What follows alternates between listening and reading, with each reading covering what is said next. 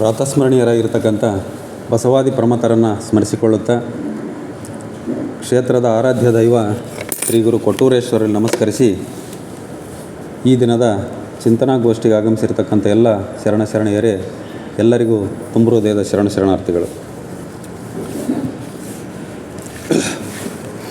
ಮಹಾಭಾರತ ಕಥಾಸಾರ ಭಾಗ 7ಕ್ಕೆ ನಾವು ಈಗ ಕಾಲಿಡ್ತಾ ಇದ್ದೀವಿ. ಈಗ 6 ಭಾಗಗಳನ್ನು ಉಪನ್ಯಾಸ ರೂಪದಲ್ಲಿ ನಾನು ಮುಗಿಸಿದ್ದೀನಿ. 7ನೇ ಭಾಗಕ್ಕೆ ನಾವು ಕಾಲಿಡ್ತಿದ್ದೀವಿ. ಇಂದಿನ ಒಂದು ಸಂಚಿಕೆಯಲ್ಲಿ ಎಲ್ಲಿಗೆ ನಾವು ವಿರಾಮವನ್ನು ಕೊಟ್ಟಿದ್ವಿ ಅಂತಂದಾಗ ಆ ಒಂದು IVF ತಂತ್ರಜ್ಞಾನದ ಬಗ್ಗೆ ಹೇಳ್ತಾ ಇದ್ದೆ ನಾನು. ಪ್ರಣಾಳ ಶಿಶು ಅಥವಾ IVF ಇನ್ ವಿಟ್ರೋ ಫರ್ಟಿಲೈಜೇಷನ್ ಅಂತಕ್ಕಂಥದ್ದು. ಅಲ್ಲಿಂದ ಈಗ ನಾವು ಮುಂದುವರೆದು ನೋಡೋದಾದರೆ ಅಂದರೆ ಕುಂತಿ, ಪಾಂಡುವಿನ ಹೆಂಡತಿ ಕುಂತಿ ಆ ಒಂದು ದುರ್ವಾಸ ಮುನಿಗಳ ಒಂದು ವರದಿಂದ ನನಗೆ ಆ ಒಂದು ದೈಹಿಕ ಸಂಪರ್ಕ ಇಲ್ಲದೇ ಸಹನೆ ಮಕ್ಕಳಾಗ್ತಕ್ಕಂಥ ಸಾಧ್ಯತೆ ಇದೆ ಅಂತಕ್ಕಂಥದ್ದನ್ನು ಪಾಂಡುವಿಗೆ ಹೇಳ್ತಾಳೆ ವನವಾಸದಲ್ಲಿ. ಅದು ಅವನಿಗೆ ಭಾಳ ಸಂತೋಷ ಆಗ್ತೈತಿ. ಯಾಕಂದರೆ ಕಿಂದಮ ಋಷಿಗಳ ಶಾಪ ಇತ್ತಲ್ಲ, ದೈಹಿಕ ಸಂಪರ್ಕ ಆಗಂಗಿಲ್ಲ ಅಂತಕ್ಕಂಥದ್ದು. ಹಾಗಾಗಿ ಅವನಿಗೆ ಭಾಳ ಸಂತೋಷ ಆಗ್ತೈತಿ. ಈ ಒಂದು IVF ತಂತ್ರಜ್ಞಾನದ ಬಗ್ಗೆ ನಾನು ಹಿಂದಿನ ಸರಿ ಹೇಳ್ತಾ ಇದ್ದಾಗ ಇಲ್ಲಿ IVF ತಂತ್ರಜ್ಞಾನ ಅಂತಂದರೆ ಅಸಹಜ ಗರ್ಭಧಾರಣೆ ಅಂತ ನಾವು ಹೇಳ್ಬೋದು. ಜನರಲ್ಲಾಗಿ ಸಹಜ ಗರ್ಭಧಾರಣೆನೇ ಬೇರೆ, ಅಸಹಜ ಗರ್ಭಧಾರಣೆ, ಆಮೇಲೆ ಪ್ರಣಾಳ ಶಿಶು ಅಂತಕ್ಕಂಥದ್ದು. ಇಲ್ಲಿ ಕೌರವರು 101 ಮಂದಿ ಹುಟ್ಟಿರ್ತಕ್ಕಂಥದ್ದು ಪ್ರಣಾಳ ಶಿಶುಗಳಾಗಿ ಮುಂದೆ ಬರ್ತದೆ. ಆವಾಗಲೇ ಇತ್ತು ಪ್ರಣಾಳ ಶಿಶು. ಆ ಪ್ರಣಾಳ ಶಿಶು ಮೊಟ್ಟ ಮೊದಲನೇದಾಗಿ ನಮ್ಮಲ್ಲಿ 1978ರಲ್ಲಿ ಪ್ರಣಾಳ ಶಿಶುವನ್ನು ಸೃಷ್ಟಿ ಮಾಡಿದರು ನಮ್ಮ ಒಂದು ಭಾರತದಲ್ಲಿ. ಇಲ್ಲಿ ಸಹಜ ಗರ್ಭಧಾರಣೆ ಅಂತಂದರೆ ಮಹಿಳೆಯ ಗರ್ಭಕೋಶದ ಒಳಗಡೆಗೆ ಅಂಡಾಣು ವೀರ್ಯಾಣು ಸಂಯೋಗವಾಗಿ ಅದು ಫಲಿತ ಆಗಿ ಮಗು ಗರ್ಭಕೋಶದೊಳಗಡೆ ಬೆಳೀತಕ್ಕಂಥದ್ದು ಸಹಜ ಗರ್ಭಧಾರಣೆ. ಇದು ಸಹಜವಾಗಿ ಆಗ್ತಕ್ಕಂಥದ್ದು. ಈ ಇವತ್ತೆಲ್ಲ IVF ಮಾಡ್ಕೊಂಬಂದು ಗರ್ಭಧಾರಣೆ ಆಗ್ತದಲ್ಲ, ಇದು ಅಸಹಜ ಗರ್ಭಧಾರಣೆ ಅಂತೀವಿ. ಇದು ಸಹ ಮಹಿಳೆಯ ಗರ್ಭಕೋಶದೊಳಗೆ ಆಗ್ತೈತಿ. ಆದರೆ ಆ ಒಂದು ಮಹಿಳೆಯ ಅಂಡಾಣು ಮತ್ತು ಪುರುಷರ ವೀರ್ಯಾಣುವನ್ನು ಪ್ರಯೋಗಾಲಯದಲ್ಲಿ ಫಲಿತಗೊಂಡ ನಂತರ ಆ ಒಂದು ಮಹಿಳೆಯ ಗರ್ಭಕೋಶಕ್ಕೆ ಅದನ್ನು ದ್ರವ ರೂಪದಲ್ಲಿ ಒಂದು ಚುಚ್ಚುಮದ್ದಿನ ರೂಪದಲ್ಲಿ ಅದನ್ನು ಒಳಗಡೆ ಇಂಜೆಕ್ಟ್ ಮಾಡಿ ಅಲ್ಲಿ ಆ ಒಂದು ತಾಯಿಯ ಗರ್ಭಕೋಶದಲ್ಲೇ ಆ ಒಂದು ಬೆಳವಣಿಗೆ ಮಾಡ್ಕೊಳ್ಳೋದಕ್ಕೆ ಅವಕಾಶ ಮಾಡಿಕೊಡ್ತಾರಲ್ಲ, ಇದು IVF ತಂತ್ರಜ್ಞಾನ ಅಂತ ಕರಿತೀವಿ. ಇವತ್ತೊಂದು 25% ನಾವು ಇವತ್ತು IVFನ್ನು ಕೇಳ್ತಾಯಿದ್ದೀವಿ. IVF ತಂತ್ರಜ್ಞಾನ ಬಹಳಷ್ಟು ಆಸ್ಪತ್ರೆಗಳು ಈಗ IVF ತಂತ್ರಜ್ಞಾನದಲ್ಲಿ ಉಟ್ಕೊಂಡ್ಬಿಟ್ಟಿದ್ದಾವೆ. ಇವೆರಡನ್ನೂ ಬಿಟ್ಟು ಪ್ರಣಾಳ ಶಿಶು ಅದು 3ನೇದು. ಅದು ಕೌರವರು ಹುಟ್ಟಿರ್ತಕ್ಕಂಥದ್ದು ಪೂರ್ತಿ ಪ್ರಣಾಳ ಶಿಶುಗಳಾಗಿ 101 ಜನ. ಅಂದರೆ ಪೂರ್ತಿ ಹೊರಗಡೆ ಬೆಳೀತಕ್ಕಂಥದ್ದು ಆ ಒಂದು ಗಾಜಿನ ಬಾಟಲಿಗಳಲ್ಲಿ. ಅದು ಪ್ರಣಾಳ ಶಿಶು ಅಂತಂದರೆ ಹೆಸರೇ ಹೇಳ್ತೈತಿ. ಪೂರ್ತಿ ತಾಯಿಯ ಗರ್ಭಕೋಶದಲ್ಲಿ ಬೆಳೆಯೋದೇ ಇಲ್ಲ ಅವು ಪ್ರಣಾಳ ಶಿಶು. ಅದು ಈ ರೀತಿ 3ನೇ ವಿಧಾನ. ಕೌರವರು ಹುಟ್ಟಿರ್ತಕ್ಕಂಥದ್ದು ಪೂರ್ತಿ ಪ್ರಣಾಳ ಶಿಶುಗಳಾಗಿ 101 ಜನ ಮುಂದೆ ಬರ್ತದೆ. ಈ ಒಂದು ಕುಂತಿ ಪಾಂಡುವಿಗೆ ಹೇಳ್ತಾಳಲ್ಲ, ನನಗೆ ಈ ರೀತಿ ವರ ಸಿಕ್ಕಿದೆ, ದುರ್ವಾಸ ಮುನಿಗಳ ವರದಿಂದ ಮಕ್ಕಳನ್ನು ಪಡಿತಕ್ಕಂಥ ವರ ಇದೆ ಅಂತ ಹೇಳಿದಾಗ ಸಂತೋಷಗೊಂಡ ಪಾಂಡು ಏನು ಹೇಳ್ತಾನೆ, ಆಯಿತು ನಾವು ಆ ಒಂದು ನಿನ್ನ ವರವನ್ನು ಕೇಳಿಬಿಟ್ಟು ಆ ಒಂದು ಮಕ್ಕಳನ್ನು ಪಡೆಯೋಣ ಅಂತಕ್ಕಂಥದ್ದನ್ನು ಹೇಳ್ತಾನೆ. ಅವಾಗ ಏನು ಮಾಡ್ತಾರೆ ಅವರು, ಪಾಂಡು ಮತ್ತು ಕುಂತಿ ಆ ಒಂದು ದುರ್ವಾಸ ಮುನಿಗಳು ಕುಂತಿಗೆ ಮಂತ್ರ ಪಠಣೆಯನ್ನು ಹೇಳ್ಕೊಟ್ಟಿದ್ರು. ಈ ಒಂದು ಮಂತ್ರ ಪಠಣೆಯೇ ಮಾಡಿಬಿಟ್ರೆ ನೀನು ಯಾವ ದೇವತೆಯ ಮಂತ್ರ ಪಠಣೆಯನ್ನು ಮಾಡ್ತೀಯೋ ಆ ದೇವತೆ ನಿಮಗೆ ಪ್ರಕಟ ಆಗಿ ನಿಮಗೆ ಒಂದು ಮಗುವನ್ನು ಕರುಣಿಸ್ತಾರೆ ಅಂತಕ್ಕಂಥದ್ದು. ಇವರಿಬ್ಬರು ಏನು ಮಾಡಿದರು, ಯಮಧರ್ಮನ ಪ್ರಾರ್ಥನೆಯನ್ನು ಮಾಡ್ತಾರೆ. ಮೊದಲನೇದಾಗಿ ಯಮಧರ್ಮನ ಪ್ರಾರ್ಥನೆ ಮಾಡ್ತಾರೆ. ನೋಡಿರಿ, ಯಮಧರ್ಮನ ಏನು ಕೇಳ್ತಾರೆ ಇವರಿಬ್ಬರು ಅಂದರೆ, ನಮಗೆ ಎಂಥ ಮಗು ಬೇಕು ಅಂತ ಕೇಳ್ತಾರೆ. ನೋಡಿರಿ, ಧರ್ಮದ ಜ್ಞಾನ ಇರಬೇಕು, ನ್ಯಾಯ ತಿಳಿದಿರಬೇಕು, ಕುರು ರಾಷ್ಟ್ರದ ಭವಿಷ್ಯವಾಗಬೇಕು, ಹಸ್ತಿನಾಪುರದ ಯೋಗ್ಯ ಉತ್ತರಾಧಿಕಾರಿಯಾಗಬೇಕು. ಇದು ಅವ್ರು ಕೇಳ್ತಕ್ಕಂಥದ್ದು. ಇಂಥ ಮಗನನ್ನು ನಮಗೆ ಕರುಣಿಸಿರಿ ಅಂತ ಕೇಳ್ತಾರೆ. ನೋಡಿರಿ, ಈ ವಿಚಾರಗಳಲ್ಲಿ ಎಳ್ಳಷ್ಟು ಸಹ ಒಂದು ಸ್ವಾರ್ಥ ಅಂತಕ್ಕಂಥದ್ದೆಲ್ಲ, ಒಂದು ರಾಷ್ಟ್ರದ ಹಿತ, ದೇಶಕ್ಕಾಗಿ ಆ ಒಂದು ರಾಜ್ಯದ ಹಿತಕ್ಕಾಗಿಯೇ ಅವ್ರು ಕೇಳ್ತಕ್ಕಂಥದ್ದು. ಅಂದರೆ ಒಂದು ಉದಾತ್ತ ಯೋಚನೆಯಿಂದ ಈ ಒಂದು ವರವನ್ನು ಕೇಳ್ತಾರೆ ಅವರು. ಇಲ್ಲಿ ಸ್ವಾಹಿತ ಅಂತಕ್ಕಂಥದ್ದು ಇಲ್ಲ. ಸಿಂಪಲ್ ಲಿವಿಂಗ್, ಹೈ ಥಿಂಕಿಂಗ್ ಅಂತ ಏನು ಹೇಳ್ತೀವಲ್ಲ, ಹಾಗೆ ಒಂದು ಉದಾತ್ತ ಯೋಚನೆಯಿಂದ ಆ ಮಗನನ್ನು ಯಮಧರ್ಮರಾಯನನ್ನು ಆ ಒಂದು ಮಂತ್ರ ಪಠಣೆಯಿಂದ ಕೇಳ್ಕೊಳ್ತಾರೆ. ಆಗ ದೂರ್ವಾಸದ ಆದೇಶದ ಮೇರೆಗೆ ಆ ಒಂದು ಯಮಧರ್ಮರಾಯ ಪ್ರತ್ಯಕ್ಷ ಆಗ್ತಾರೆ, ಪ್ರಕಟ ಆಗ್ತಾರೆ. ನೋಡ್ರಿ ಹೇಳ್ತಾರೆ, ದೂರ್ವಾಸದ ಆದೇಶದ ಮೇರೆಗೆ ನಿನ್ನ ಮಂತ್ರ ಪಠಣದಿಂದ ನಾನು ಪ್ರಕಟನಾಗಿರುವೆ ಯಮಧರ್ಮ ಹೇಳ್ತಾರೆ. ಅದಕ್ಕೆ ಇವ್ರು ಹೇಳ್ತಾರೆ, ಸ್ವಾಮಿ ನಿಮ್ಮ ಗುಣಗಳಿಂದ ಕೂಡಿದ ಪುತ್ರ ಬೇಕು ನನಗೆ. ಯಮಧರ್ಮ ಅಂತಂದರೆ ನ್ಯಾಯಕ್ಕೆ ಒಂದು ಹೆಸರು. ನ್ಯಾಯ ಅಂದರೆ ನ್ಯಾಯ, ಅನ್ಯಾಯ ಅಂದರೆ ಅನ್ಯಾಯ. ಅವನು ಯಾವುದೇ ರೀತಿಯಿಂದ ಪಾರ್ಶಿಯಾಲಿಟಿ ಅಥವಾ ಭೇದ ಭಾವ ಮಾಡಲ್ಲ ಅಂತಕ್ಕಂಥದ್ದು. ಅದೇ ರೀತಿ ಮುಂದೆ ಧರ್ಮರಾಯ ಬೆಳೀತಾನೆ. ಆ ಒಂದು ಪುತ್ರನನ್ನು ಕರುಣಿಸ್ತಾನೆ ಯಮ. ಇವರೇನು ಕೇಳ್ತಾನಲ್ಲ ಅಂಥ ಗುಣಗಳಿರ್ತಕ್ಕಂಥ ಪುತ್ರನನ್ನು ಯಮಧರ್ಮರಾಯ ಕರುಣಿಸ್ತಾನೆ. ಅವನಿಗೆ ಇವರು ಯುಧಿಷ್ಠಿರ ಅಂತ ಹೆಸರಿಡ್ತಾರೆ. ಅವನು ಹೇಳ್ತಾನೆ ಯಮಧರ್ಮರಾಯ, ಮುಂದೆ ಇವನು ಧರ್ಮರಾಯನೆಂದು ಹೆಸರಾಗುವನು, ಧರ್ಮರಾಜ ಅಥವಾ ಧರ್ಮರಾಯ ಅಂತ. ಅವನ ಮೂಲ ಹೆಸರು ಯುಧಿಷ್ಠಿರ. ಅವನು ಧರ್ಮವಂತನಾಗಿ ರಾಜ್ಯಭಾರ ಅವನು ಪ್ರತಿಯೊಂದರಲ್ಲೂ ಅವನು ಧರ್ಮವನ್ನು ಬಿಟ್ಟು ಹೋಗ್ತಾ ಇದ್ದಿಲ್ಲ. ಹಂಗಾಗಿ ಅವನಿಗೆ ಧರ್ಮರಾಯ ಅಂತಕ್ಕಂಥ ಒಂದು ಅನ್ವರ್ಥಕ ಹೆಸರೇ ಬರ್ತದೆ ಅವನಿಗೆ. ಹಂಗೆ ಯುಧಿಷ್ಠಿರ ಅಥವಾ ಧರ್ಮರಾಯ ಅಂತಕ್ಕಂಥವನು ಮೊದಲನೇದಾಗಿ ಆ ಒಂದು ಪಾಂಡು ಮತ್ತು ಕುಂತಿಯ ಒಂದು ಮಂತ್ರ ಪಠಣೆಯಿಂದ ದುರ್ವಾಸರ ಒಂದು ಮುನಿಯ ಒಂದು ವರದಿಂದ ಹುಟ್ಟತಕ್ಕಂಥವನೇ ಮೊದಲನೇದಾಗಿ ಯುಧಿಷ್ಠಿರ. ಇಡೀ ಕುರುಕುಲಕ್ಕೆ ಇವನೇ ದೊಡ್ಡವನೀಗ. ಇತ್ತ ಜನನದ ಸುದ್ದಿ ಹಸ್ತಿನಾಪುರಕ್ಕೆ ಹೋಗ್ತೈತೆ. ಈ ರೀತಿ ವನವಾಸದಲ್ಲಿರ್ತಕ್ಕಂಥ ಪಾಂಡು ಮತ್ತು ಕುಂತಿಗೆ ದುರ್ವಾಸರ ಒಂದು ವರದ ಮಾತು, ಇದರ ವರದಿಂದ ಆ ಒಂದು ಯುಧಿಷ್ಠಿರ ಅಂತಕ್ಕಂಥವನು ಹುಟ್ಟಿದಾನೆ ಅಂತಕ್ಕಂಥ ಒಂದು ವಿಚಾರ ಹೋಗ್ತದೆ. ಅಲ್ಲಿ ಕುರುರಾಷ್ಟ್ರದಲ್ಲಿ ಹಸ್ತಿನಾಪುರದಲ್ಲಿ ಸಂಭ್ರಮಾಚರಣೆಯನ್ನು ಮಾಡ್ತಾರೆ. ಸಂಭ್ರಮಾಚರಣೆ ಮಾಡೋದಕ್ಕೆ ಘೋಷಣೆಯನ್ನು ಮಾಡ್ತಾರೆ ಸತ್ಯವತಿ ದೇವಿ. ಇತ್ತ ಧೃತರಾಷ್ಟ್ರ ಇದ್ನಲ್ಲ, ಅವನ ಹೆಂಡತಿ ಗಾಂಧಾರಿ, ಆಕೆ ಸಹ ಗರ್ಭವತಿಯಾಗಿದ್ಲು ಅಂತ ಹೇಳಿದ್ವಿ ನಾವು ಹಿಂದಿನ ಸಂಚಿಕೆಯಲ್ಲಿ. 15 ತಿಂಗಳಾದ್ರೂ ಆಕೆಗೆ ಹೆರಿಗೆ ಆಗಿದ್ದಿಲ್ಲ. ಇವನಿಗೆ ಅಸಹನೆ, ಇವನು ಭಾಳ ತಾಳ್ಮೆ ಇರ್ತಿದ್ದಿಲ್ಲ ಅವನಿಗೆ, ಧೃತರಾಷ್ಟ್ರನಿಗೆ.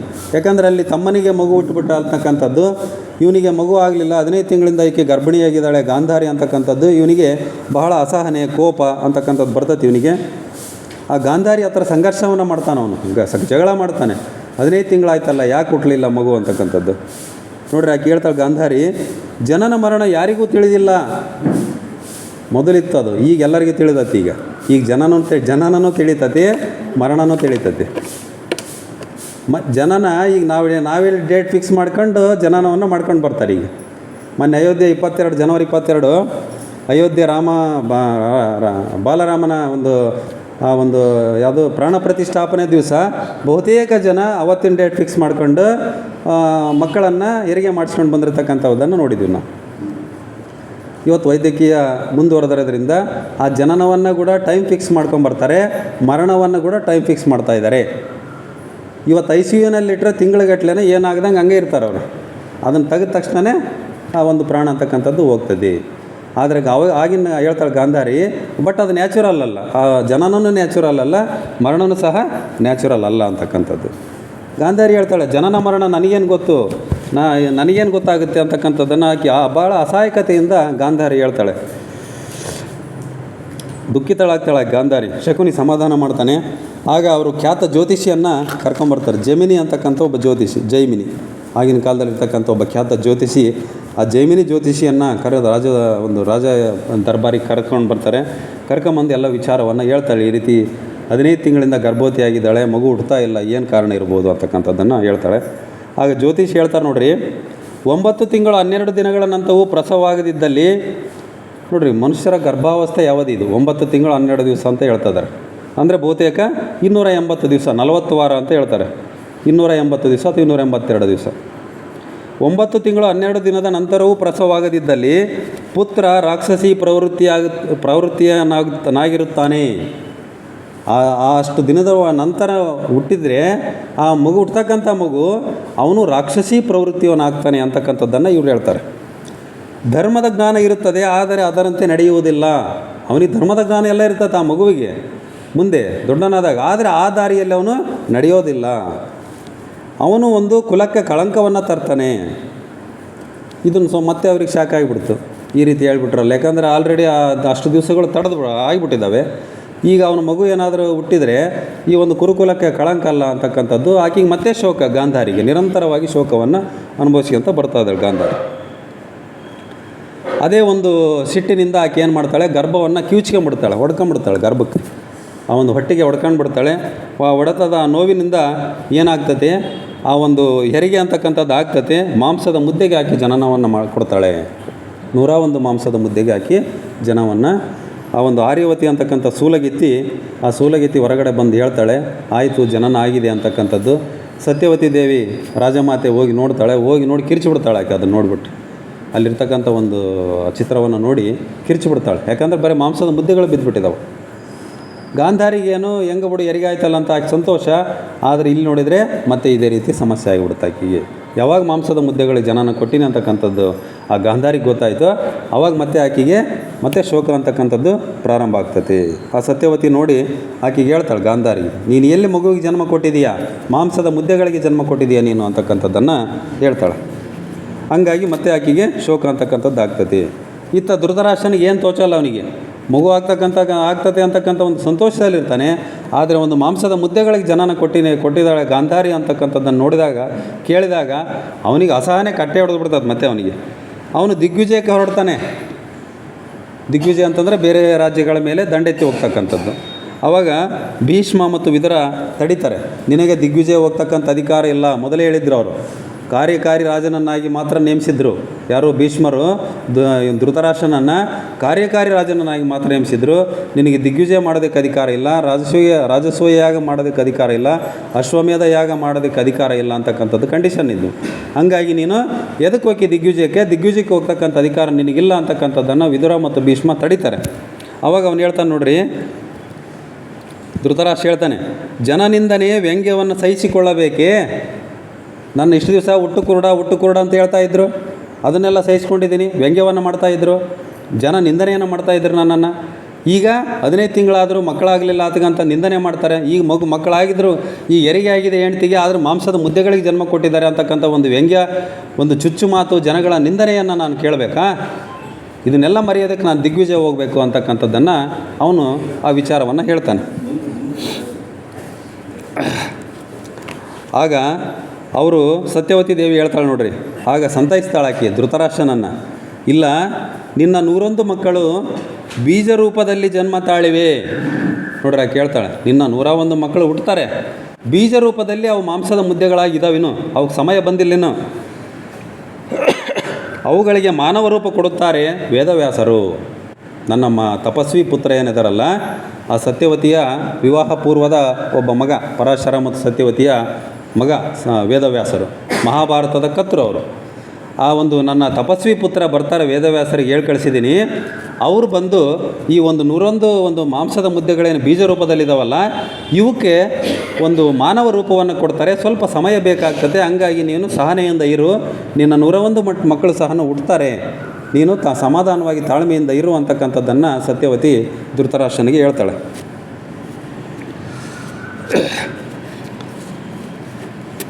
ಆಗ ವೇದವ್ಯಾಸರು ಬರ್ತಾರೆ, ಇವ್ರು ಹೇಳಿ ಕಳಿಸ್ತಾರಲ್ಲ, ವೇದವ್ಯಾಸರು ಬಂದು ಅವನ್ನೆಲ್ಲ ಒಂದು ಮಾಂಸದ ಬೀಜ ರೂಪದಲ್ಲಿರ್ತಕ್ಕಂಥ ಮಾಂಸದ ಮುದ್ದೆಗಳನ್ನು ನೋಡಿ ಅವನ್ನೆಲ್ಲ ಏನೇನು ಮಾಡಬೇಕು ನೋಡ್ರಿ, ಒಂದೊಂದು ಗಡಿಗೆ ಅಥವಾ ಮಡಿಕೆಯಲ್ಲಿ ಅಭಿಮಂತ್ರಿತ ತುಪ್ಪದಲ್ಲಿ ಬೀಜಗಳ ಸ್ಥಾಪನೆಯನ್ನು ಮಾಡ್ತಾರೆ ಅವರು.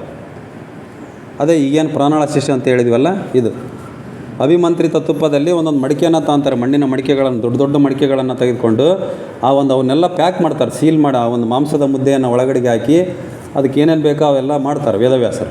ಅದನ್ನೆಲ್ಲ ರೆಡಿ ಮಾಡಿ ಆ ಒಂದು ತಾಯಿಯ ಗರ್ಭಕೋಶದಲ್ಲಿ ಯಾವ ವಾತಾವರಣ ಇತ್ತೋ ಆ ರೀತಿ ಅದನ್ನು ಸೃಷ್ಟಿ ಮಾಡ್ತಾರೆ ಅವರು.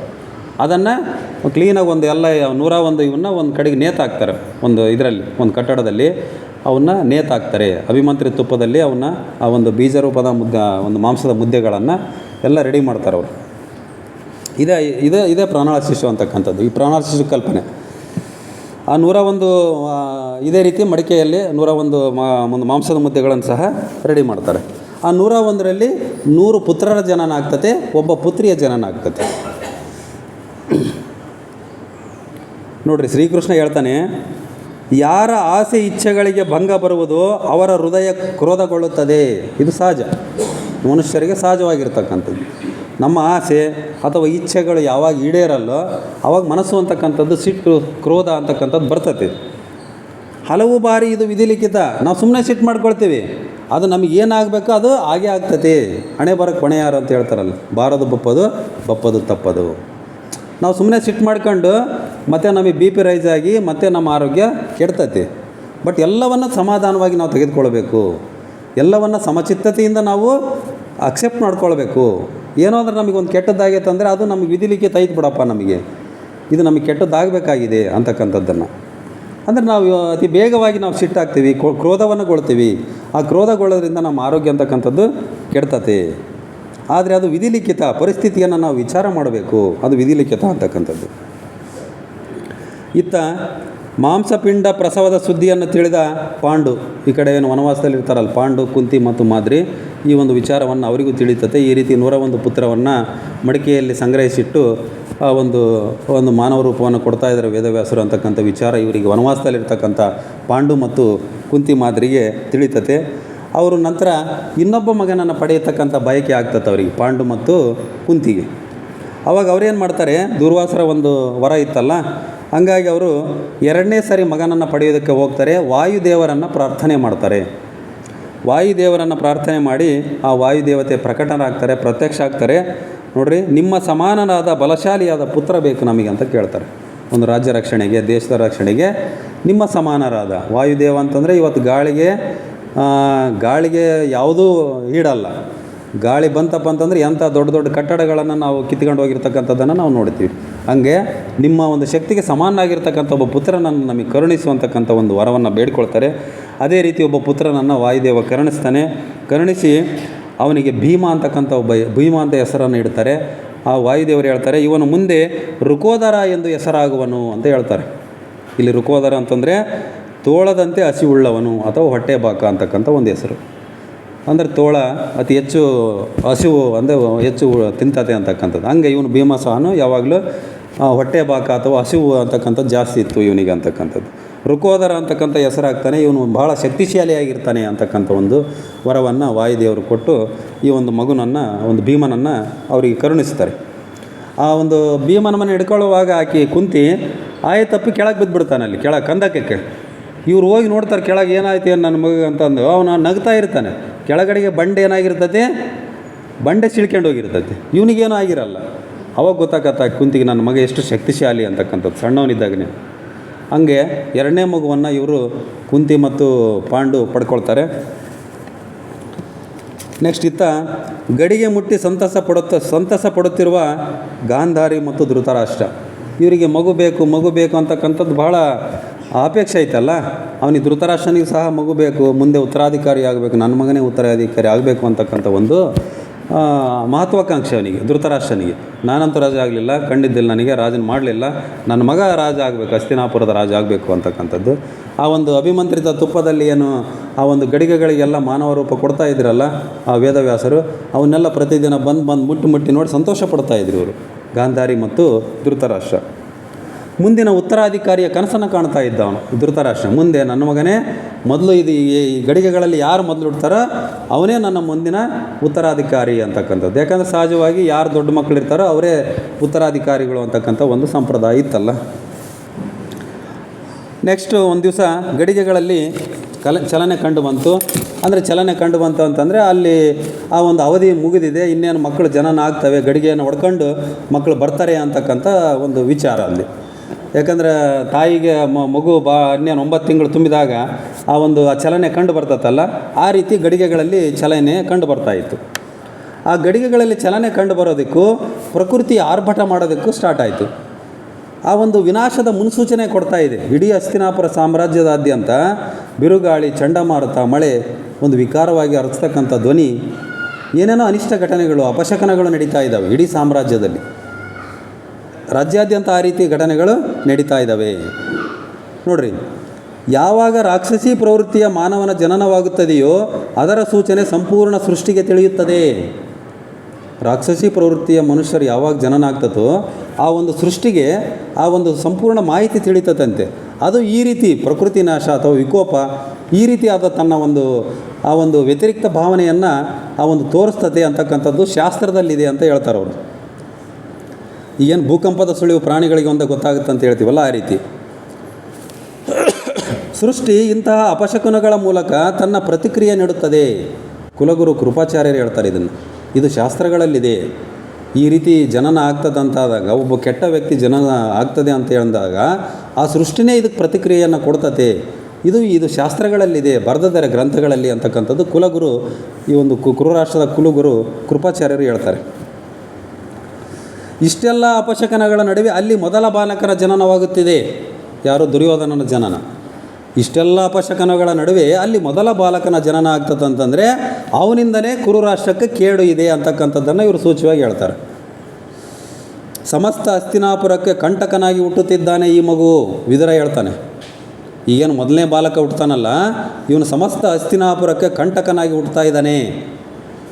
ಇವರೇನು ವಿದುರ ಕೃಪಾಚಾರ್ಯ ಹೇಳ್ತಾ ಇದಾರಲ್ಲ, ಇದು ದುರ್ಯೋಧನ ಇವರ ಧೃತರಾಷ್ಟ್ರನ ಮುಂದೆ ಹೇಳ್ತಾ ಇದ್ದಾರೆ. ಇವನಿಗೆ ಭಾಳ ಸಿಟ್ಟು ಬಂದುಬಿಡ್ತದೆ, ಯಾಕಂದ್ರೆ ಇವ್ನ ಮಕ್ಕಳಲ್ಲ ಅವರು. ಇವನಿಗೆ ಭಾಳ ಸಿಟ್ಟಾಗ್ತದೆ. ಧೃತರಾಷ್ಟ್ರ ಅವ್ರ ಮೇಲೆಲ್ಲ ಸಿಟ್ಟಾಗ್ತಾನೆ, ಸಿಟ್ಟಾಗಿ ಹೋಗಿಬಿಡ್ತಾನೆ ಅವನು. ಅದಕ್ಕೆ ಇವ್ರು ಹೇಳ್ತಾರೆ, ನಾವು ಹೇಳ್ತಾ ಇಲ್ಲ ಇದನ್ನು, ಇದು ಶಾಸ್ತ್ರ ಹೇಳುತ್ತದೆ, ಈ ರೀತಿ ಶಾಸ್ತ್ರ ಹೇಳ್ತತೆ, ನಾವು ಹೇಳ್ತಾ ಇಲ್ಲ ಇದನ್ನು. ಸಮಸ್ತ ಆರ್ಯಾವರ್ತದ ಹಿತಕ್ಕಾಗಿ ಇಂತಹ ಅನಿಷ್ಟ ಸಂತಾನದ ಬಲಿದಾನದ ಆದೇಶ ಶಾಸ್ತ್ರದಲ್ಲಿದೆ. ಸಮಸ್ತ ಆರ್ಯಾವರ್ತ, ಇಲ್ಲಿ ಆರ್ಯಾವರ್ತ ಅಂದರೆ ಬಹುತೇಕ ಉತ್ತರ ಭಾರತ ಬರ್ತದೆ. ಸಮಸ್ತ ನಮ್ಮ ರಾಷ್ಟ್ರದ ಒಂದು ಹಿತಕ್ಕಾಗಿ ಇಂತಹ ವ್ಯಕ್ತಿಯನ್ನು ನಾವು ಬಲಿದಾನ ಮಾಡಬೇಕು, ಅಂದರೆ ಹುಟ್ಟುತ್ತಿದ್ದಂಗೆ ಅವನ್ನ ಏನು ಮಾಡಬೇಕು? ಸಾಯಿಸಬೇಕು ಅಂತಕ್ಕಂಥ ಒಂದು ಶಾಸ್ತ್ರ ಇದೆ, ಬರೆದಿಟ್ಟಿದ್ದಾರೆ ಅಂತಕ್ಕಂಥದ್ದನ್ನು ಇವ್ರು ಹೇಳ್ತಾರೆ. ಈಗ 101 ಮಗು ಹುಡ್ತಾರಲ್ಲ, ಇವನೊಬ್ಬನೊಂದು ಸಾಯಿಸ್ಬಿಡ್ರಿ, ಇವನಿಂದಲೇ ಕೇಡು ಕುರುರಾಷ್ಟ್ರಕ್ಕೆ ಅಂತಕ್ಕಂಥದ್ದನ್ನು ಇವರು ಮೊದಲೇ ಹೇಳ್ತಾ ಇದ್ದಾರೆ.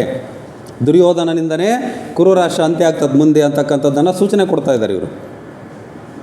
ಇವನು ಬಲಿದಾನವನ್ನು ಮಾಡಿರಿ, ದೇಶಕ್ಕಾಗಿ ಬಲಿದಾನವನ್ನು ಮಾಡಿರಿ.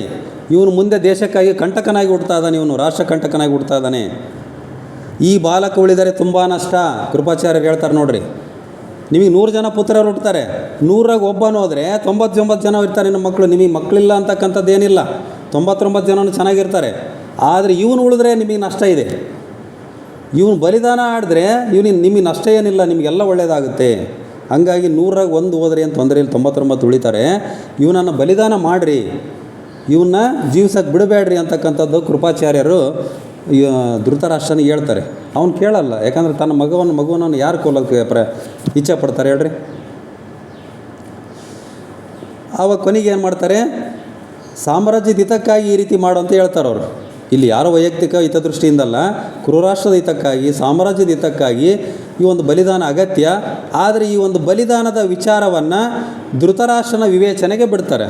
ನೋಡಪ್ಪ, ವಿಚಾರ ಇಷ್ಟಿದೆ, ಶಾಸ್ತ್ರ ಹಿಂಗಿದೆ, ಈ ರೀತಿ ಪ್ರಕೃತಿ ಎಲ್ಲ ಒಂದು ಅಪಶಕನ ಆಗ್ತಾ ಇದೆ, ಬಲಿದಾನ ಮಾಡ್ತಕ್ಕಂಥದ್ದು ಬಿಡ್ತಕ್ಕಂಥದ್ದು ನಿನ್ನ ವಿವೇಚನೆಗೆ ಬಿಟ್ಟಿದ್ದೀವಿ ಅಂತಂದು ಧೃತರಾಷ್ಟ್ರನ ವಿವೇಚನೆಗೆ ಬಿಡ್ತಾರೆ. ಆದರೆ ಅವನು ಮಗುವನ್ನೇನು ಸಾಯಿಸಲ್ಲ. ಅವನು ಮುಂದೆ ಅಲ್ಲಿ ಮೊದಲ ಬಾಲಕನ ಜನನ ಆಗ್ತದೆ, ದುರ್ಯೋಧನನು ಹುಟ್ಟುತ್ತಾನೆ ಅಲ್ಲಿ ಮೊದಲನೇ ಬಾಲಕ, ಈ ಒಂದು ಅಪಶಕನಗಳ ಮಧ್ಯೆ. ಇಲ್ಲಿ ನೋಡಿ, ಶ್ರೀಕೃಷ್ಣ ಹೇಳ್ತಾನೆ, ಸಂಕಟ ಮತ್ತು ನಿವಾರಣೆ ಜೊತೆಗೆ ಹುಟ್ಟುತ್ತವೆ. ನಮಗೊಂದು ಸಂಕಟ ಬಂತಂದ್ರೆ ಅದಕ್ಕೊಂದು ಪರಿಹಾರ ಇದ್ದೇ ಇರ್ತದೆ ಅಂತಕ್ಕಂಥದ್ದು. ಒಂದು ಸಮಸ್ಯೆ ಸೃಷ್ಟಿಯಾಗೈತಂದರೆ ಆ ಸಮಸ್ಯೆಯನ್ನು ಪರಿಹಾರ ಮಾಡೋದಕ್ಕೆ ಒಂದು ಒಂದು ಒಂದು ದಾರಿ ಕೂಡ ಗೋಚರ ಆಗಿರ್ತದೆ. ಅದನ್ನು ತಿಳ್ತಕ್ಕ ಅದನ್ನು ಸೂಕ್ಷ್ಮವಾಗಿ ಅವಲೋಕಿಸ್ತಕ್ಕಂಥ ಒಂದು ಮನಸ್ಸು ಬೇಕು ಅಂತಕ್ಕಂಥದ್ದು. ನಾವು ಇತಿಹಾಸವನ್ನು ಗಮನಿಸಿದಾಗ ಯಾವಾಗ ಸಂಕಟ ಬರುವುದೋ ನಿವಾರಿಸುವ ಶಕ್ತಿ ಸಹ ಬರ್ತದೆ. ಇವತ್ತು ನಮ್ಗೆ ಯಾವುದು ಕಷ್ಟಗಳೇ ಬಂದಿಲ್ಲ ಜೀವನದಾಗ ಅಂತಂದರೆ ಮುಂದೆ ಏನಾದರೂ ಒಂದು ಸಣ್ಣ ಕಷ್ಟ ಬಂದರೆ ಅದನ್ನ ಎದುರಿಸೋಕ್ಕಾಗಲ್ಲ ನಮ್ಮ ಕೈಲಿ. ಹಂಗಾಗಿ ಕಷ್ಟಗಳು ಬರ್ತಾ ಇರಬೇಕು, ಅವನ್ನ ನಾವು ಎದುರಿಸ್ತಾನೆ ಇರಬೇಕು. ಕಷ್ಟಗಳನ್ನು ಕೊಡು ದೇವರೇ, ಆದರೆ ಅವನ್ನು ಎದುರಿಸ್ತಕ್ಕಂಥ ಧೈರ್ಯವನ್ನು ಕೊಡುವಂತಕ್ಕಂಥ ಒಂದು ನಾವು ಪ್ರಾರ್ಥನೆಯನ್ನು ಅಷ್ಟೇ ನಾವು ಮಾಡಬೇಕಾಗಿದೆ.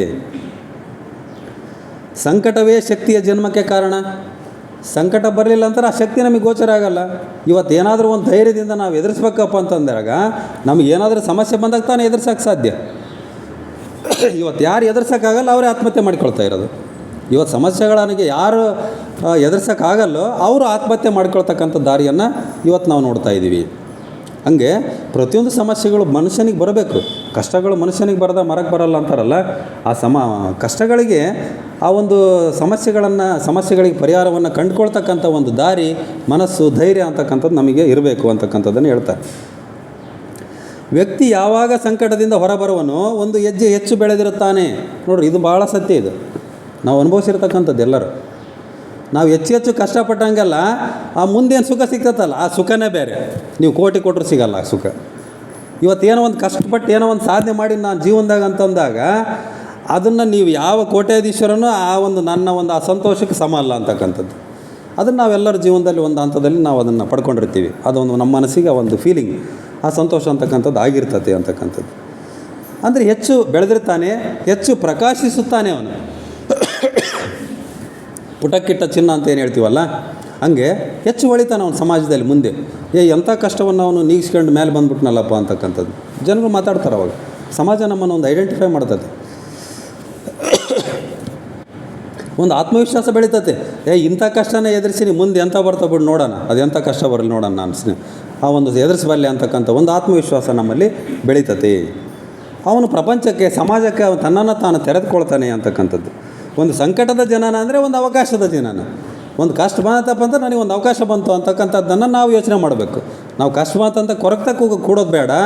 ನನಗೊಂದು ಕಷ್ಟ ಬಂದಿದೆ ಅಂತಂದರೆ ನನಗೊಂದು ಅವಕಾಶ ಸಿಕ್ತು, ಆ ಕಷ್ಟ ಎದುರಿಸೋಕ್ಕೆ ಒಂದು ಅವಕಾಶ ಸಿಕ್ತು ಅಂತಕ್ಕಂಥದ್ದನ್ನು ನಾವು ಯೋಚನೆ ಮಾಡಿ ಮುಂದೆ ಕಾರ್ಯಪ್ರವೃತ್ತರಾಗಬೇಕು ಅಂತಕ್ಕಂಥದ್ದು.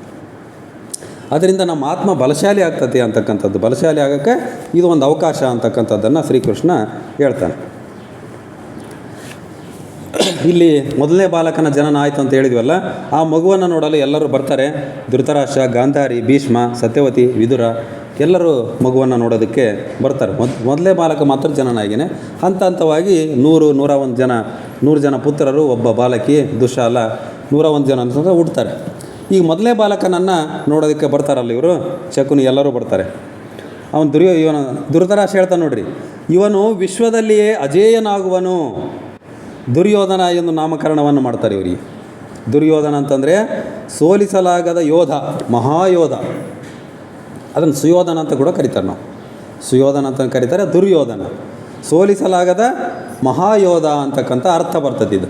ಆ ಒಂದು ದುರ್ಯೋಧನ ಅಂತಕ್ಕಂಥ ಹೆಸರನ್ನು ಧೃತರಾಷ್ಟ್ರನೇ ಇಡ್ತಾನೆ. ಇವನು ವಿಶ್ವದಲ್ಲಿಯೇ ಅಜೇಯನಾಗುವನು, ಅಷ್ಟೇ ಪರಾಕ್ರಮಶಾಲಿ ಕೂಡ ಹೌದು ಅವನು.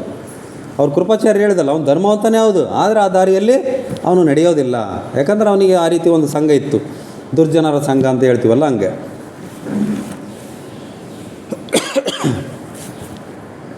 ಈತ ಪಾಂಡು ಮತ್ತು ಕುಂತಿಯಿಂದ ಮೂರನೇ ಮಗುವಿಗೆ, ಅವ್ರಿಗೆ ಮೂರನೇ ಮಗುವಿನ ಅಪೇಕ್ಷೆ ಆಗ್ತದೆ. ಇನ್ನೊಂದು ಮಗುವನ್ನು ನಾವು ಪಡ್ಕೊಳ್ಬೇಕು ಅಂತಕ್ಕಂಥ ಒಂದು ಅಪೇಕ್ಷೆ ಆಗ್ತದೆ. ಪಾಂಡು ಮತ್ತು ಕುಂತಿ ಆ ಒಂದು ಇಂದ್ರನಿಗೆ ಆಹ್ವಾನ ಕೊಡ್ತಾರೆ, ಇಂದ್ರ ದೇವತೆಗೆ ಆಹ್ವಾನ ಕೊಡ್ತಾರೆ. ಆ ಇಂದ್ರ ದೇವತೆ ದುರ್ವಾಸ ಮುನಿಯ ವರದಂತೆ ಪ್ರಕಟನಾಗ್ತಾನೆ. ಪ್ರಕಟನಾಗಿ ಇವರಿಗೆ ಒಬ್ಬ ಮಗುವನ್ನು ಕರುಣಿಸ್ತಾನೆ. ಅವನೇ ಅರ್ಜುನ. ಮಾನವರಲ್ಲಿ ಶ್ರೇಷ್ಠನಾದ ಅರ್ಜುನನ ಜನನ ನೋಡ್ರಿ. ಇಂದ್ರ ಹೇಳ್ತಾನೆ, ಸ್ವರ್ಗದ ಸಾಮರ್ಥ್ಯದ ಆಧಾರ ನಾನು ಇಂದ್ರ, ಭೂಮಿಯ ಸಾಮರ್ಥ್ಯದ ಆಧಾರ ಅರ್ಜುನ ಅಂತ ಹೇಳ್ತಾನೆ ಅವನು. ಅಂದರೆ ನನ್ನ ಪ್ರತಿರೂಪದಲ್ಲೇ ಭೂಮಿಯಲ್ಲಿರ್ತಾನೆ ಇವನು ಅರ್ಜುನ. ಆ ಇಂದ್ರನ ಮಗ ಇವನು. ಆ ಒಂದು ನನ್ನ ಒಂದು ಸಾಮರ್ಥ್ಯದ ಆಧಾರನೇ ಇವನು ಭೂಮಿ ಮೇಲೆ ಇರ್ತಾನೆ. ಅಂಥ ಒಂದು ಶ್ರೇಷ್ಠ ಧನುರ್ಧಾರಿಯಾಗಿ ಇವನು ಭೂಮಿಯ ಮೇಲೆ ಇರ್ತಾನೆ ಅಂತಕ್ಕಂಥದ್ದನ್ನು ಆ ಒಂದು ಇಂದ್ರ ಹೇಳ್ತಾನೆ.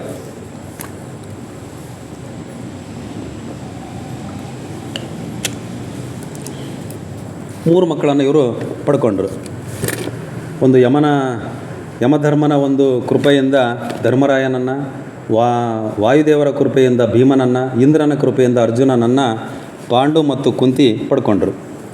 ಈಗ ಮಾದ್ರಿಯ ಶೋಕ ಅಲ್ಲೇ ಹಾಕಿ ವನವಾಸದಲ್ಲಿ ಜೊತೆಗಿದ್ಲಲ್ಲ, ಯಾಕಂದರೆ ಮಕ್ಕಳಿಲ್ಲ ಅಂತಕ್ಕಂಥ. ಇವರಿಗೆ ಒಂದು ದೂರ್ವಾಸ ಮುನಿಯ ವರದಿಂದ ಮಕ್ಕಳಾದವು, 3 ಮಕ್ಕಳಾದವು. ಆದರೆ ನನಗೆ ಮಕ್ಕಳಿಲ್ಲ ಅಂತಕ್ಕಂಥ ಕೊರಗು ಆಕೆಗೆ ಇತ್ತು. ಅದನ್ನು ಈಕೆ ಅರ್ಥಕೊಂಡ್ಳು ಕುಂತಿ. ಯಾಕಂದರೆ ಅಂಥ ಕರುಣೆ ಕುಂತಿಗಿತ್ತು. ಯಾಕೆ ನೋಡ್ರಿ, ಬೇರೆಯವರ ಒಂದು ತೊಂದರೆಯನ್ನು ಆ ಒಂದು ಅವ್ರು ಹೇಳ್ದಂಗೆ ಇವರು ತಿಳ್ಕೊಳ್ತಕ್ಕಂಥದ್ದು ಇದೆಯಲ್ಲ, ಆ ಅಂಥ ಕರುಣೆ ಎಲ್ಲರಿಗೂ ಇರಲ್ಲ, ಅದು ಕುಂತಿಗೆ ಇತ್ತು. ಅದನ್ನು ತಿಳ್ಕೊಂಡ್ಲಿಕ್ಕೆ ತಿಳ್ಕೊಂಡು ಏನು ಮಾಡಿದ್ಲು, ಯಾಕಂದರೆ ಇವ್ರಿಗೆ 3 ಮಕ್ಕಳು ಹುಟ್ಟುಬಿಟ್ಟಿದ್ರಲ್ಲ ಅಲ್ಲೇ, ಹಂಗಾಗಿ ಆಕೆ ಏನು ಮಾಡಿದ್ಲು, ಆಯಿತು ನನ್ನ ಒಂದು ವರಪ್ರಸಾದ ಏನಿದೆಯಲ್ಲ, ದುರ್ವಾಸ ಮುನಿಯ ವರಪ್ರಸಾದ, ಆ ಒಂದು ವರಗಳನ್ನು ನಾನು ನಿನಗೆ ಹೇಳ್ಕೊಡ್ತೀನಿ. ಆ ವರಗಳನ್ನು ನೀನು ಮತ್ತು ಪಾಂಡು ಹೇಳಿ ನೀವು ಸಹ ಮಕ್ಕಳನ್ನು ಪಡ್ಕೊಳ್ರಿ ಅಂತಕ್ಕಂಥ ಒಂದು ಮಾತನ್ನು ಈಕೆ ಮಾದ್ರಿಗೆ ಹೇಳ್ತಾಳೆ. ತನ್ನ ಸವತಿ ಆದರೂ ಸಹ ಆಕಿ ಭಾಳ ಒಂದು ಅಂತಃಕರಣೆಯಿಂದ ಹೇಳ್ತಾಳೆ ಆಕೆ. ಅದೇ ರೀತಿ ಅವರು ಪಾಂಡು ಮತ್ತು ಮಾದ್ರಿ ಅವರು ಅಶ್ವಿನಿ ದೇವತೆಗಳಿಗೆ ಆಹ್ವಾನವನ್ನು ಕೊಡ್ತಾರೆ. ಆ ಒಂದು ಮಂತ್ರವನ್ನು ಪಠಣೆಯನ್ನು ಮಾಡಿ, ಅಶ್ವಿನಿ ದೇವತೆಗಳು ಅಂತಂದರೆ ಇವತ್ತು ಧನ್ವಂತರಿ ಅಂತ ಏನು ಹೇಳ್ತೀವಲ್ಲ, ಆ ಒಂದು ಅಶ್ವಿನಿ ದೇವತೆಗಳು ಇಬ್ಬರು ಪ್ರತ್ಯಕ್ಷರಾಗ್ತಾರೆ. ಪ್ರತ್ಯಕ್ಷರಾದಾಗ ಇವರು ನಕುಲ ಸಹದೇವ ಅಂತಕ್ಕಂಥ ಇಬ್ಬರನ್ನು ಕರುಣಿಸ್ತಾರೆ ಅವರಿಗೆ. ಅವರೇ ಕೊನೆ ಮಾದ್ರಿಯ ಮಕ್ಕಳು ಅವರಿಬ್ಬರು, ನಕುಲ ಮತ್ತು ಸಹದೇವ ಅಂತಕ್ಕಂಥವ್ರು. ಅಂದರೆ ಕುಂತಿ ಮಾದ್ರಿಗೆ ಮಂತ್ರವನ್ನು ಪಠಣೆಯನ್ನು ಕಲಿಸಿ ಅವರಿಬ್ಬರಿಂದ ಮಾದ್ರಿಗೆ ಒಂದು ಸಂತಾನವನ್ನು ಕೊಡಿಸಿದ್ಲು. ನಕುಲ ಮತ್ತು ಸಹದೇವ ಅಂತಕ್ಕಂಥವ್ರು ಹುಟ್ಟಿದರು. ಒಟ್ಟು 5 ಜನ ಇವರು ಪಾಂಡವರು, 5 ಜನ ಒಂದು ಸಹಜನನ ಆಯಿತು. ಇತ್ತ ಒಂದು ಹಸ್ತಿನಾಪುರದಲ್ಲಿ 101 ಜನ ಸಹ ಹುಟ್ಟಿದರು. ಹಂತ ಹಂತವಾಗಿ ಎಲ್ಲರೂ ಆ ಒಂದು ಗಡಿಗೆ ಮುಖಾಂತರ IVF ತಂತ್ರಜ್ಞಾನ ಅಂತ ಏನು ಹೇಳಿದ್ವಲ್ಲ, ಆ ರೀತಿ 101 ಮಕ್ಕಳು ಸಹ ಹುಟ್ಟಿದರು. ಆ ಒಂದು ಗಾಂಧಾರಿಯ ಸಂತೋಷ ಮಕ್ಕಳೊಡನೆ, ಆಕೆಗೆ ಪಾಪ ಮಕ್ಕಳಿಲ್ಲ ಅಂತಕ್ಕಂಥ ದೊಡ್ಡ ಮೊದಲಿಂದನೂ ಸಹ ಆಕೆ ಅನೇಕ ಆ ಒಂದು ದುಃಖದಲ್ಲೇ ಮುಳುಗಿಬಿಟ್ಟಿದ್ಲಲ್ಲ. ಈಗ 101 ಜನ ಪುತ್ರರು, ಆಕೆ ಮೊದಲೇ ವರದಾನ ಇತ್ತಲ್ಲ, 101 ಜನ ಪುತ್ರರು ಆಗ್ತಾರೆ ಅಂತಕ್ಕಂಥ ವರದಾನ ಇತ್ತು. ಅದೇ ರೀತಿ ಸಹ ಕೊನೆಗೆ 101 ಜನ ಮಕ್ಕಳು ಸಹ ಹುಟ್ಟಿದರು. ಆ ಮಕ್ಕಳ ಜೊತೆಗೆ ಧೃತರಾಷ್ಟ್ರ, ಗಾಂಧಾರಿ ಭಾಳ ಸಂತೋಷದಿಂದ ಅವ್ರ ಜೀವನವನ್ನು ಕಳೀತಾ ಇದ್ದರು. ಅವಾಗಲೇ ನೋಡ್ರಿ, ಪ್ರಾರಂಭದಲ್ಲೇ ಶಕುನಿ ಏನು ಮಾಡ್ತಾನೆ, ಆ ಮಕ್ಕಳಿಗೆ ಒಂದು ದ್ವೇಷ ಭಾವನೆಯನ್ನು ಬೆಳೆಸ್ತಾ ಹೋಗ್ತಾನೆ ಅವನು. ಆ ದುರ್ಯೋಧನ ಮೊದಲೇ ಪುತ್ರ ಏನಿದ್ನಲ್ಲ, ಅವನಿಂದಲೇ ಒಂದು ಕುಲಕ್ಕೆ ಕಳಂಕ ಅಂತ ಏನು ಕೃಪಾಚಾರ್ಯರು ಹೇಳಿದ್ದಾರಲ್ಲ, ಆ ದುರ್ಯೋಧನನಿಗೆ ಅವನು ಶಕುನಿ ಮೊದಲಿಂದನೇ ಸಹ ಅವನು ಆ ಒಂದು ಅವರ ಬುದ್ಧಿಗೆ ಆ ಒಂದು ವೈರತ್ವ ಅಥವಾ ದ್ವೇಷ ಭಾವನೆಯನ್ನು ಒಂದು ತುಂಬುತ್ತಾನೆ. ಸಿಂಹಾಸನದ ಸ್ಪರ್ಧೆ ಪಾಂಡು ಮಕ್ಕಳೊಡನೆ ದುರ್ಯೋಧನಿಗೆ ಹೇಳ್ತಾ ಇರ್ತಾನೆ ಅವನು.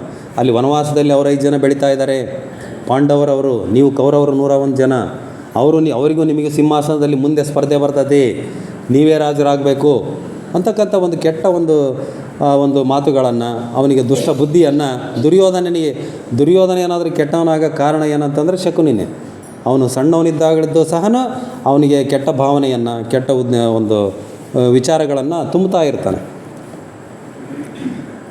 ಆನಂತರ 15 ವರ್ಷಗಳಾದ ನಂತರ ಇವರಿಗೆ ಒಂದು ರಥದ ಸ್ಪರ್ಧೆಯನ್ನು ಏರ್ಪಡಿಸ್ತಾರೆ ಎಲ್ಲರಿಗೆ. ರಾಜಕುಮಾರರಿಗೆ ಅವಾಗೆಲ್ಲ ರಥದ ಸ್ಪರ್ಧೆ, ಆಮೇಲೆ ಶಸ್ತ್ರ ಬಿಡ್ತಕ್ಕಂಥದ್ದು, ಬಾಣ ಬಿಡ್ತಕ್ಕಂಥದ್ದು ಇವೆಲ್ಲ ಬೇಕೇ ಬೇಕಲ್ಲ. ಆ ಒಂದು ರಥದ ಸ್ಪರ್ಧೆಯನ್ನು, ಆ ಒಂದು ಚಾಲನಾ ಕೌಶಲ್ಯ, ಯಾವ ರೀತಿ ಅವ್ರ ರಥವನ್ನು ನಡೆಸ್ತಾರೆ ಅಂದರೆ ಅದಕ್ಕೆ ಸಾರಥಿ ಇರ್ತಾರೆ, ಇವ್ರು ಹಿಂದೆ ಇರ್ತಾರೆ ಅಷ್ಟೇ ಅವರು ತಕ್ಕಂಥದ್ದು. ಆ ಒಂದು ಧ್ವಜಸ್ತಂಭವನ್ನು ಮುಂದೆ ಆ ರಥದಲ್ಲಿ ರಥ ಓಡಿಸ್ತಾ ಇರ್ತಾನೆ ಸಾರಥಿ, ಇವರು ಬಿಲ್ಲು ಬಾಣ ಹಿಡ್ಕೊಂಡು ಮುಂದೆ ಒಂದು ಅನತಿ ದೂರದಲ್ಲಿ ಒಂದು ಧ್ವಜವನ್ನು ಕಟ್ಟಿರ್ತಾರೆ. ಆ ಧ್ವಜವನ್ನು ಒಂದು ಬಿಲ್ಲು ಬಾಣದಿಂದನೇ ಅವರು ಕತ್ತರಿಸಿ ಹಾಕಬೇಕು ಅಂಥ ಒಂದು ಸ್ಪರ್ಧೆಯನ್ನು ಇವರು ಭೀಷ್ಮ ಅವರೆಲ್ಲ ಕೂತ್ಕೊಂಡು ಮಾಡ್ತಾ ಇರ್ತಾರೆ. ಅಲ್ಲಿ ಯಾರು ಸಹ ಅದನ್ನು ಬಾಣವನ್ನು ಕತ್ತರಿಸಲ್ಲ ಅವರು. ಸುಷೇನ ನೋಡ್ರಿ, ಭೀಷ್ಮನ ಸಾರಥಿ ಕರ್ಣನಪ್ಪ ಅಂತ ಏನು ಹೇಳಿದ್ವಲ್ಲ, ಸಾಕು ತಂದೆ, ಇವನು ಭೀಷ್ಮನ ಸಾರಥಿ ಇರ್ತಾನೆ. ಇವನು ಕರ್ಣ ಸಹ ಒಬ್ಬ ಒಂದು ರಾಜಕುಮಾರಿಗೆ 100 ಜನ ರಾಜಕುಮಾರರಿದ್ದಲ್ಲಿ ಕೌರವರು, ಅವರ ಒಬ್ಬ ರಾಜಕುಮಾರರಿಗೆ ಇವನು ಸಹ ಒಬ್ಬ ಸಾರಥಿಯಾಗಿರ್ತಾನೆ. ಇವನು ಸಹ ಒಬ್ಬನು. ಇವನೇನು ಮಾಡ್ತಾನೆ, ಇವ್ರಿಗೆ ಯಾರ ಕೈಲಿ ಆಗಲ್ಲಲ್ಲ, ಇವನೇನು ಮಾಡ್ತಾನೆ, ಆ ರಥದಿಂದನೇ ಇವನಿಗೆ ಬಾಣದ ಒಂದು ಶಸ್ತ್ರಕೌಶಲ್ಯ ಮೊದಲಿಂದನೇ ಇತ್ತು, ಇವನಿಗೆ ಆ ಹುಟ್ಟಿಂದನೇ ಇತ್ತು. ಇವನು ಸೀದಾ ಆ ಧ್ವಜವನ್ನು ಕಟ್ ಮಾಡ್ತಾನೆ, ಕರೆಕ್ಟಾಗಿ ಧ್ವಜವನ್ನು ಕಟ್ ಮಾಡ್ತಾನೆ. ಅಲ್ಲಿ ಆಶ್ಚರ್ಯದಿಂದ ನೋಡಿದಾಗ ಯಾರು ಕಟ್ ಮಾಡಿದ್ದಾರೆ ಅಂದರೆ ಇವ್ರು 100 ಜನ ರಾಜಕುಮಾರ್ ಯಾರೂ ಕಟ್ ಮಾಡಿಲ್ಲ, ಆದರೆ ಇವನು ಸಾರಥಿ ಅಂತಕ್ಕಂಥವನು, ಕರ್ಣ ಅಂತಕ್ಕಂಥವ್ನು ಕಟ್ ಮಾಡ್ಯಾನೆ ಅಂತಕ್ಕಂಥದ್ದು ಗೊತ್ತಾಗ್ತದೆ. ಅವಾಗ ಅವನನ್ನು ಭೀಷ್ಮನ ಹತ್ರ ಕರ್ಕೊಂಡು ಬರ್ತಾರೆ. ಯಾಕಂದರೆ ಸಾರಥಿ ಅವನು ಬಿಲ್ಲು ಹೊಡೆಯೋದಕ್ಕೆ ಅವನಿಗೆ ಅಧಿಕಾರ ಇರಲ್ಲ. ಅವಾಗ ಸೂತಪುತ್ರರಿಗೆ ಬಿಲ್ಲು ವಿದ್ಯೆ ಕಲಿಯಲು ಅಧಿಕಾರ ಇಲ್ಲ ಅಂತಕ್ಕಂಥದ್ದು ಅಲ್ಲಿರ್ತದೆ. ಇಲ್ಲಿ ಹಸ್ತಿನಾಪುರದಲ್ಲಿ ನೋಡ್ರಿ, ಅವನು ಹೇಳ್ತಾನೆ, ಇಲ್ಲಿ ಒಬ್ಬ ರಾಜಕುಮಾರ ಹೇಳ್ತಾನೆ, ಕೌರವರ ರಾಜಕುಮಾರ, ಸೂತನಾಗಿಯೂ ನೀನು ಧರ್ಮ ಶಸ್ತ್ರವಿದ್ಯೆಯಲ್ಲಿ ಪ್ರದರ್ಶನಕ್ಕಾಗಿ ಪ್ರಾಣ ಹೋಗಬೇಕಿತ್ತು, ಭೀಷ್ಮರಿಂದ ನೀನು ಉಳಿದೆ ಅಂತ ಹೇಳ್ತಾನೆ. ಭೀಷ್ಮರ ಅವನನ್ನು ಉಳಿಸ್ತಾರೆ. ಆಯಿತು, ಈಗ ತಪ್ಪು ಮಾಡಿದೀಯಾ, ಮುಂದೆ ಈ ಕೆಲಸವನ್ನು ಮಾಡೋಕ್ಕೆ ಹೋಗಬೇಡ, ಇಲ್ಲಿ ಹಸ್ತಿನಾಪುರದಲ್ಲಿ ಬಿಲ್ವಿದ್ಯೆಗೆ ಅವಕಾಶ ನಿನಗಿಲ್ಲ, ನಿನ್ನ ಚಾಕಚಕ್ಯತೆ ಏನಿದ್ರು ನೀನು ಬೇರೆ ರಾಜ್ಯಕ್ಕೆ ಹೋಗು, ನಮ್ಮ ಹಸ್ತಿನಾಪುರದಲ್ಲಿ ಒಂದು ಬಿಲ್ವಿದ್ಯೆಗೆ ನಿನಗೆ ಅವಕಾಶವಿಲ್ಲ, ಸೂತಪುತ್ರರಿಗೆ ಅವಕಾಶ ಇಲ್ಲ ಅಂತಕ್ಕಂಥದ್ದು ಇಲ್ಲಿಯ ಒಂದು ನಿಯಮ ಸಂಪ್ರದಾಯ. ಹಂಗಾಗಿ ಇಲ್ಲಿ ಅವಕಾಶ ಇಲ್ಲ ಅಂತಕ್ಕಂಥದ್ದನ್ನು ಅವ್ರು ಹೇಳಿ, ಯಾಕಂದರೆ ತನ್ನ ಪ್ರೀತಿಯ ಸಾರಥಿ ಸುಷೇನನ ಮಗ ಅಲ್ಲ ಅವನು ಕರ್ಣ, ಹಂಗಾಗಿ ಅವನನ್ನು ಬಿಟ್ಟು ವಾಪಸ್ ಕಳಿಸ್ತಾನೆ. ಭೀಷ್ಮನಿಂದ ನೀನು ಉಳಿದು ಇವತ್ತು ಇಂಥ ಕೆಲಸಕ್ಕೆ ಮಾತ್ರ ನೀನು ಕೈ ಹಾಕಬೇಡ ಅಂತಕ್ಕಂಥ ರಾಜಕುಮಾರ ಹೇಳ್ತಾನಲ್ಲಿ. ಅವನು ಮೇಲೆ ಬರುವ ಪ್ರಯತ್ನ ಮಾಡಬೇಡ, ಬೇರಿನ ಕರ್ತವ್ಯ ಭೂಮಿಯಲ್ಲಿರುವುದು. ನೋಡ್ರಿ, ಅವನು ರಾಜಕುಮಾರ ಹೇಳ್ತಾನೆ ವ್ಯಂಗ್ಯವಾಗಿ, ನೀನು ಮೇಲೆ ಬರೋ ಪ್ರಯತ್ನ ಮಾಡಬೇಡ, ನೀನೇನಿದ್ರು ಕೆಳಗಿರಬೇಕು. ಬೇರಿನ ಕರ್ತವ್ಯ ಏನಪ್ಪ, ಭೂಮಿ ದಿಮ್ಮು ನಡ್ಕೊಂಡು ಮೇಲೆ ಕಾಂಡ ಬೆಳೆಯೋದಕ್ಕಷ್ಟೇ ನೀನು ಅವಕಾಶ ಮಾಡಿಕೊಡ್ಬೇಕು, ನೀನು ಮೇಲೆ ಬರೋಂಗಿಲ್ಲ, ನಮ್ಮನ್ನು ಮೇಲೆ ಬರೆಸ್ಬೇಕಷ್ಟೇ ಅಂತ ಹೇಳ್ತಾನೆ ಅವನು. ನೀನು ಸಾರಥಿಯಾಗಿರಬೇಕು, ನಾವಿರ್ತೀವಿ ಮೇಲೆ, ಹಂಗಾಗಿ ನೀನು ಮೇಲೆ ಬರೋಕ್ಕೆ ನೋಡಬೇಡ, ನೀನು ಮೇಲೆ ಬರೋಕ್ಕೆ ಅವಕಾಶವೂ ಇಲ್ಲ ಅಂತಕ್ಕಂಥದ್ದನ್ನು ಭಾಳ ವ್ಯಂಗ್ಯವಾಗಿ ಕರ್ಣನಿಗೆ ಹೇಳ್ತಾನೆ. ಅದಕ್ಕೆ ಭೀಷ್ಮರು ಹೇಳ್ತಾರೆ ನೋಡ್ರಿ, ಅವನು ಸುಷೇನನಿಗೆ, ನಿನ್ನ ಪುತ್ರನ ವಿದ್ಯೆ ಅವಕಾಶವಿದ್ದಾಗ ಬಹಿರಂಗವಾಗುವುದು. ಈಗ ಸದ್ಯ ನಿನ್ನ ಪುತ್ರನ ವಿದ್ಯೆ ಅವಕಾಶ ಇಲ್ಲ, ನಮ್ಮ ಹಸ್ತಿನಾಪುರದಲ್ಲಿ ಅವಕಾಶ ಇದ್ದಾಗ ಬಹಿರಂಗ ಆಕತೆ ಅಂತ ಹೇಳ್ತಾರೆ ಅವರು. ಮಗಧದಲ್ಲಿ ವಾಸಿಸಲಿ, ಕುರು ಪಾಂಚಾಲದಲ್ಲಿ ಕ್ಷತ್ರಿಯ ಬಿಟ್ಟು ಬೇರೆ ಯಾರೂ ಶಸ್ತ್ರ ಬಳಸುವಂತಿಲ್ಲ. ನೋಡ್ರಿ, ಮಗಧ ದೇಶದಲ್ಲಿ ಈ ಬಿಲ್ವಿದ್ಯೆ ಅವಕಾಶ ಐತಿ ಇವರಿಗೆ, ಸೂತಪುತ್ರರಿಗೆ. ಆದರೆ ಕುರು ರಾಷ್ಟ್ರದಲ್ಲಿ, ಪಾಂಚಾಲ ರಾಷ್ಟ್ರದಲ್ಲಿ ಕ್ಷತ್ರಿಯರಿಗೆ ಮಾತ್ರ ಒಂದು ಬಿಲ್ಲುವಿದ್ಯೆಗೆ ಅವಕಾಶ ಇದೆ, ಕಲಿಯೋದಕ್ಕಾಗಿರಲಿ ಅದನ್ನು ಮಾಡೋದಕ್ಕಾಗಿರಲಿ.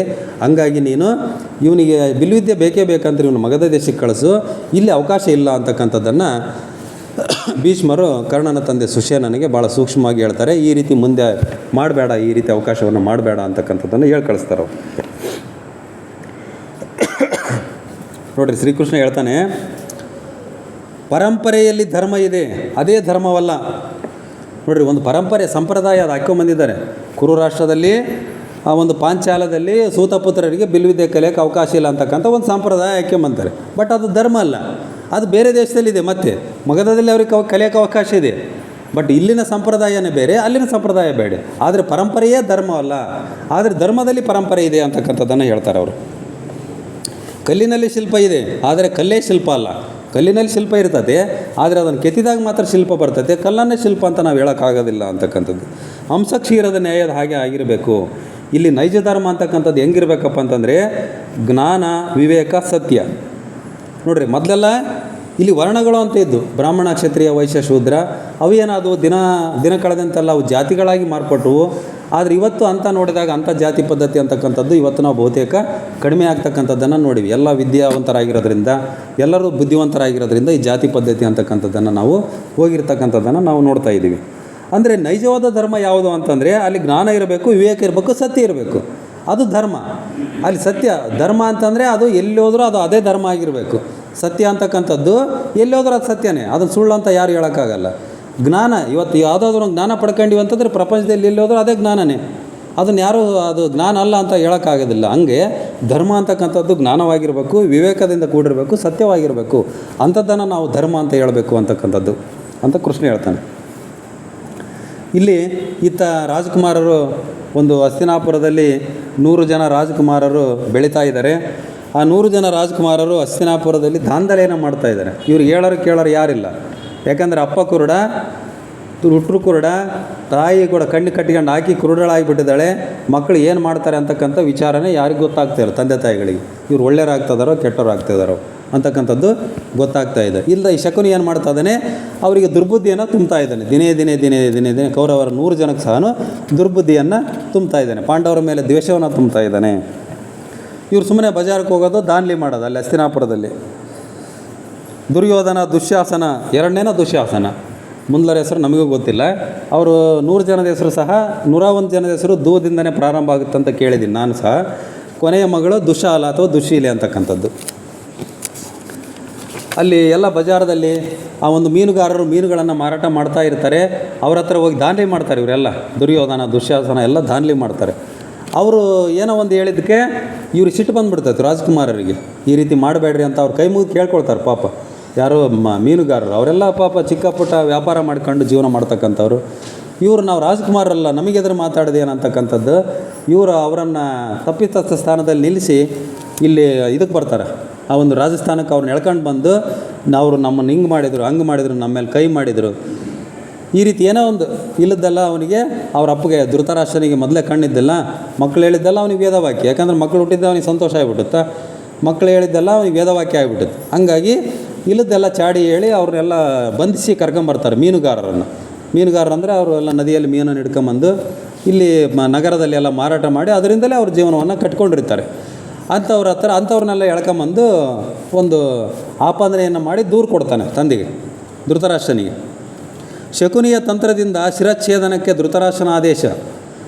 ಇವನು ಶಕುನಿ ಜೊತೆಗೆ ಅದ್ರ ಜೊತೆಗೆ ಇನ್ನೂ ಸ್ವಲ್ಪ ಉಪ್ಪು ಖಾರ ಹಾಕಿ ನಮ್ಮ ರಾಜಕುಮಾರರಿಗೆ ಹಂಗೆ ಮಾಡಿಬಿಟ್ರು, ಹಿಂಗೆ ಮಾಡಿಬಿಟ್ರು ಅಂತಕ್ಕಂಥದ್ದನ್ನೆಲ್ಲ ಹೇಳಿ ಆ ಧೃತರಾಷ್ಟ್ರನಿಗೆ ಹೇಳ್ಬಿಡ್ತಾನೆ. ಇವನು ಮೊದಲೇ ರಾಜ ಆಗಿದ್ದಲ್ಲ, ಚಕ್ರವರ್ತಿ ರಾಜ ಆಗಿದ್ದನ, ಕಾರ್ಯಕಾರಿ. ಇವನಿಗೂ ಸಹ ರಾಜಾಜ್ಞೆ ಮಾಡೋದಕ್ಕೆ ಅಧಿಕಾರ ಇತ್ತಲ್ಲ. ಹಂಗಾಗಿ ಆ ಮೀನುಗಾರನೆಲ್ಲ ಶಿರಚ್ಛೇದನ ಮಾಡಿಬಿಡ್ರಿ ಅಂತ ಆದೇಶ ಮಾಡಿಬಿಟ್ಟು ಇವನು. ಅವಾಗೆಲ್ಲ ರಾಜಾಜ್ಞೆ ಅಂದರೆ ಹೇಳೋಂಗಿಲ್ಲ, ಯಾರೂ ಹೇಳೋಂಗಿಲ್ಲ. ರಾಜಾಜ್ಞೆ ಅಂದರೆ ಮುಗೀತು.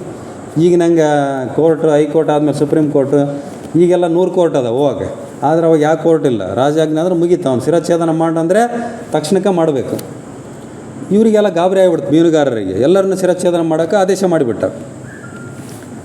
ಅವಾಗ ರಾಜಮಾತೆ ಬರ್ತಾಳೆ, ಸತ್ಯವತಿ ದೇವಿ.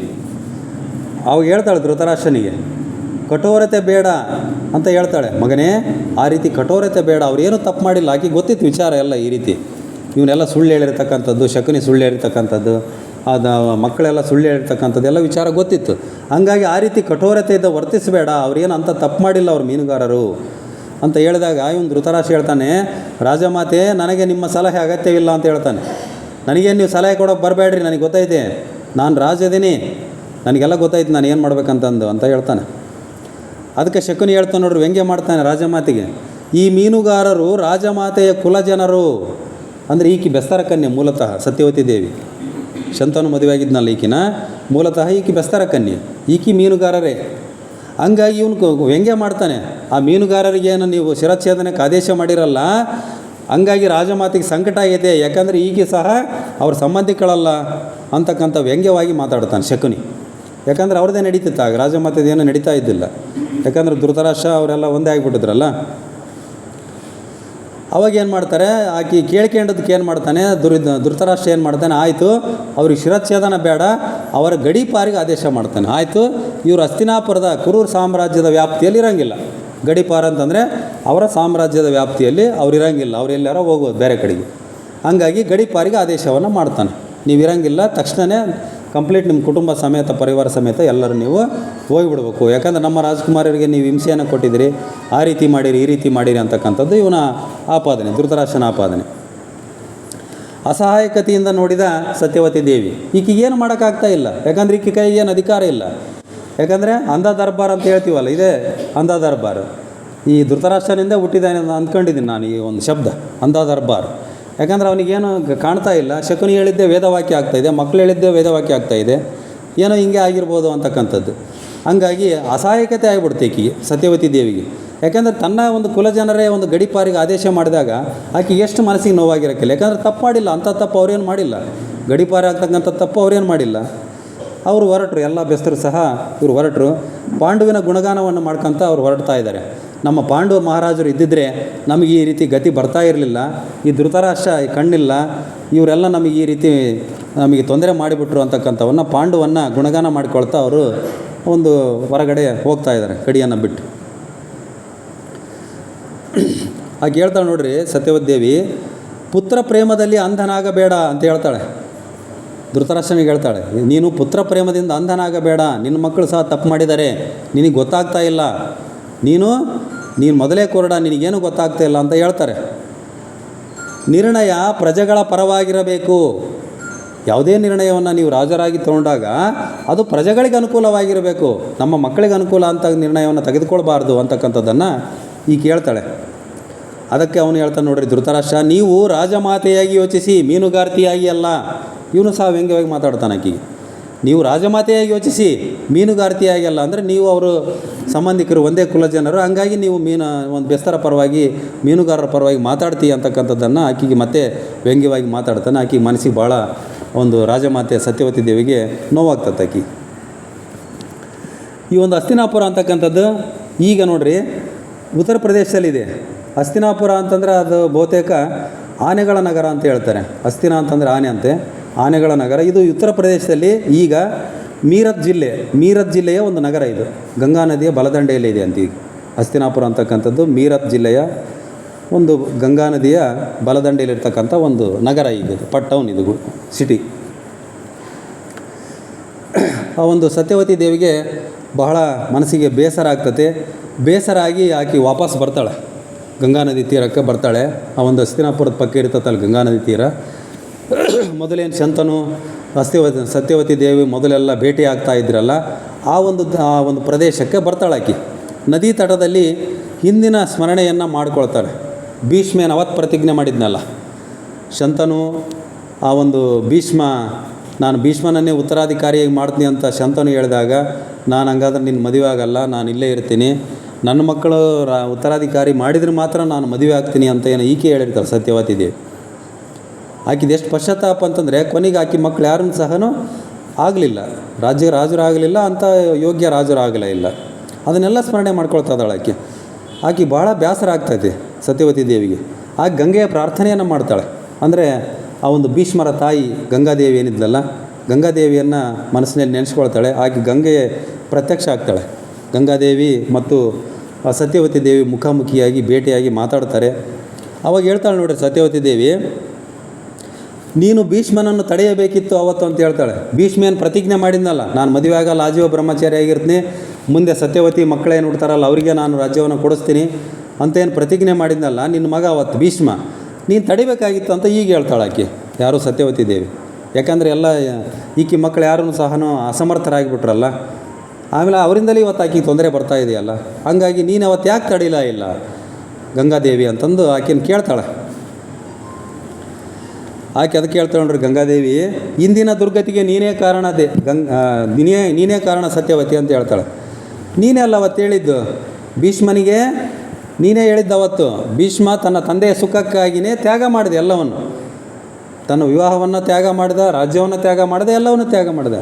ಇವತ್ತಿನ ದುರ್ಗತಿಗೆ ನೀನೇ ಕಾರಣ ಅಂತ ಹೇಳ್ತಾಳೆ ಆಕೆ. ಅದಕ್ಕೆ ಹೇಳ್ತಾಳೆ ಸತ್ಯವತಿ, ಹೌದು ನನಗೆ ಅವತ್ತು ಭದ್ರತೆ ಬೇಕಾಗಿತ್ತು, ನನಗೆ ಅವತ್ತು ಭದ್ರತೆ ಅಂತಕ್ಕಂಥದ್ದು ಬೇಕಾಗಿತ್ತು, ಹಂಗಾಗಿ ಅವತ್ತು ಹೇಳಿದೆ. ಹಂಗಾದ್ರೆ ಏನು ಸಿಕ್ತು ಅಂತ ಕೇಳಿದ್ಲು ಗಂಗಾ, ಏನು ಭದ್ರತೆ ಸಿಕ್ತು ನಿನಗೆ? ಅದಕ್ಕೆ ಹೇಳ್ತಾಳೆ ನೋಡ್ರಿ ಸತ್ಯವತಿ, ತಪ್ಪು ನನ್ನದೇ ಗಂಗಾ, ಉಪಾಯ ಹೇಳು, ಇದಕ್ಕೇನು ಮಾಡೋಣ, ಈಗ ಮುಂದೆ ಏನು ಮಾಡೋಣ? ತಪ್ಪು ಮಾಡಿಬಿಟ್ಟಿದ್ದೀನಿ, ಮುಗೀತು, ಈಗ ತಪ್ಪು ಮಾಡಿಬಿಟ್ಟಿದ್ದೀನಿ, ಏನು ಮಾಡಬೇಕು ಈಗ ನಾವು, ಉಪಾಯ ಹೇಳು ಅಂತ ಹೇಳಿದಾಗ ಆಕೆ ಗಂಗಾದೇವಿ ಹೇಳ್ತಾಳೆ, ಪಾಂಡುವನ್ನು ರಾಜನನ್ನಾಗಿಸು ಅಂತ ಹೇಳ್ತಾಳೆ ಆಕೆ. ವನವಾಸಕ್ಕೆ ಏನು ಹೋಗಿದ್ದಾನಲ್ಲ ಪಾಂಡು, ಅವನನ್ನು ಕರ್ಕೊಂಬಂದು ರಾಜನನ್ನಾಗಿ ನೇಮಿಸು, ಅವನು ಒಂದು ಹಸ್ತಿನಾಪುರವನ್ನು ಒಂದು ಉತ್ತಮವಾಗಿ ರಾಜ್ಯವನ್ನು ಆಳೋದಕ್ಕೆ ಅವನು ಶಕ್ತಿ ಇದ್ದಾನೆ.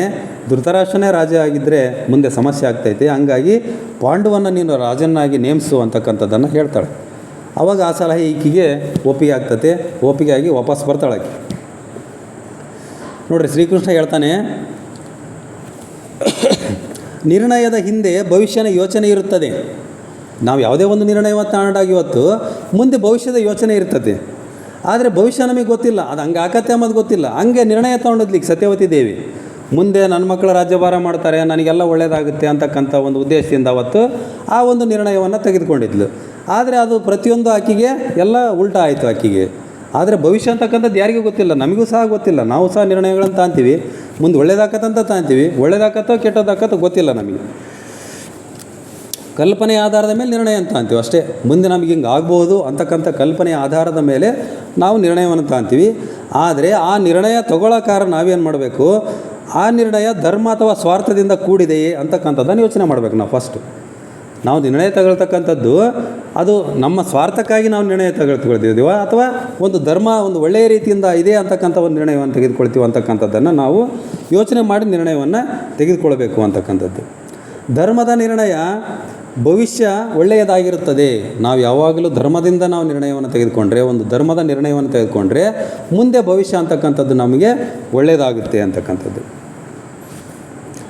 ನೆಕ್ಸ್ಟ್ ವಾಪಸ್ಸು ಸತ್ಯವತಿ ದೇವಿ ನದಿ ದಡದಿಂದ ಹಸ್ತಿನಾಪುರಕ್ಕೆ ಬರ್ತಾಳೆ. ಹಸ್ತಿನಾಪುರಕ್ಕೆ ಬಂದು ವಿದುರನ ಹತ್ರ ಮಾತಾಡ್ತಾಳೆ ಆಕೆ, ಈ ರೀತಿ ಗಂಗೆ ಹತ್ರ ಹೋಗಿದ್ದೆ, ವಿಚಾರಗಳನ್ನು ಮಾಡಿದೆ, ಪಾಂಡುವನ್ನು ನಾವು ಒಪ್ಪಿಸಿ ವಾಪಸ್ ಕರ್ಕೊಂಬರೋಣ, ಅವನಿಗೆ ರಾಜ್ಯಾಭಿಷೇಕವನ್ನು ಮಾಡೋಣ ಅಂತಕ್ಕಂಥದ್ದನ್ನು ವಿದುರನಿಗೆ ಹೇಳ್ತಾಳೆ. ಯಾಕಂದರೆ ವಿದುರ ಭಾಳ ಸತ್ಯವಂತ, ಅವನು ಯಾವುದೇ ರೀತಿಯಿಂದ ಅಧರ್ಮ ಮಾರ್ಗದಲ್ಲಿ ನಡೀತಾ ಇದ್ದಿಲ್ಲ.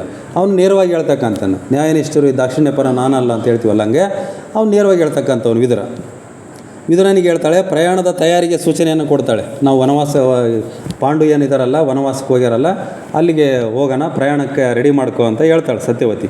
ನಾನು ಪಾಂಡವನ್ನು ಒಪ್ಪಿಸ್ತೀನಿ, ರಾಜನನ್ನಾಗಿ ನೀನು ಬರಲೇಬೇಕಂತ ಒಪ್ಪಿಸಿ ಹೆಂಗಾರ ಮಾಡಿ ಅವನು ವಾಪಸ್ಸು, ಅವನು ರಾಜ ಬೇಡ ಅಂತಲೇ ಹೋಗಿದ್ದವನು, ಆದರೂ ಅವನು ಒಪ್ಪಿಸಿ ನಾನು ಕರ್ಕೊಂಡು ಬರ್ತೀನಿ. ಮುಂದೆ ನಾವು ಕುರುರಾಷ್ಟ್ರ ಉಳಿಬೇಕಾಗಿದೆ, ಕುರುರಾಷ್ಟ್ರ ಇಲ್ಲಾಂದ್ರೆ ಅಧಪತನದತ್ತ ಸಾಗ್ತಾ ಇದೆ, ಹಂಗಾಗಿ ನಾವು ಪಾಂಡುವನ್ನು ಒಪ್ಪಿಸ್ತೀನಿ, ನಾನು ಹೆಂಗಾರ ಮಾಡಿ ಹೋಗನ್ ನಡಿ ಅಂತಂದು ವಿದುರ ಮತ್ತು ಸತ್ಯವತಿ ಇಬ್ಬರೇ ಹೊರಡೋಕ್ಕೆ ತಯಾರಾಗ್ತಾರೆ ಅವರಿಬ್ಬರು.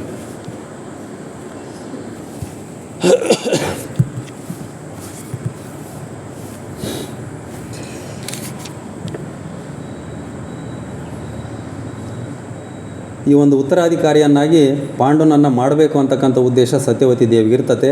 ಆ ರೀತಿ ಉತ್ತರಾಧಿಕಾರಿಯಾಗಿ ಮಾಡಿದರೆ ಮುಂದೆ ಕುರುರಾಷ್ಟ್ರ ಅಂತಕ್ಕಂಥದ್ದು ಒಳ್ಳೆಯ ರೀತಿಯಿಂದ ಮುಂದುವರಿತತೆ ಅನ್ನೋ ಉದ್ದೇಶಕ್ಕೆ ಇವರಿಬ್ಬರೂ ಸಹ ಪ್ರಯಾಣಕ್ಕೆ ಅಣಿಯಾಗ್ತಾರೆ. ಇಷ್ಟಕ್ಕೆ ನಾನು ಈ ದಿವಸದ ಒಂದು ವಿಚಾರಗಳನ್ನು ಸಮಯ ಆಗಿದೆ, ಹಂಗಾಗಿ ಇಷ್ಟು ವಿಚಾರಗಳನ್ನು ಈ ಒಂದು ಮಹಾಭಾರತ ಕಥಾಸಾರ ಭಾಗ 7 ಸಂಚಿಕೆಗೆ ವಿರಾಮವನ್ನು ಕೊಡ್ತಾ ಮುಂದಿನ ಸಂಚಿಕೆಯಲ್ಲಿ ಇನ್ನೂ ವಿಚಾರಗಳನ್ನು ನೋಡೋಣ ಅಂತಕ್ಕಂಥದ್ದನ್ನು ಹೇಳ್ತಾ, ಇಷ್ಟು ಹೊತ್ತಿನ ತನಕ ಈ ಒಂದು ಮಹಾಭಾರತ ಕಥಾಸಾರ ಭಾಗ 7 ಇಷ್ಟು ವಿಚಾರಗಳನ್ನು ಭಾಳ ಸಾವಧಾನವಾಗಿ ಕುಳಿತು ಕೇಳಿರ್ತಕ್ಕಂಥ ನಿಮ್ಮೆಲ್ಲರಿಗೂ ಹಾಗೂ ಈ ಒಂದು ಕಾರ್ಯಕ್ರಮಕ್ಕೆ ಅವಕಾಶ ಮಾಡಿಕೊಟ್ಟಿರ್ತಕ್ಕಂಥ TSF ಲಾಡ್ಜ್ನವರಿಗೂ ತುಂಬ ಹೃದಯದ ಧನ್ಯವಾದಗಳನ್ನು ಹೇಳ್ತಾ ಎಲ್ಲರಿಗೂ ಶರಣಾರ್ಥಿ.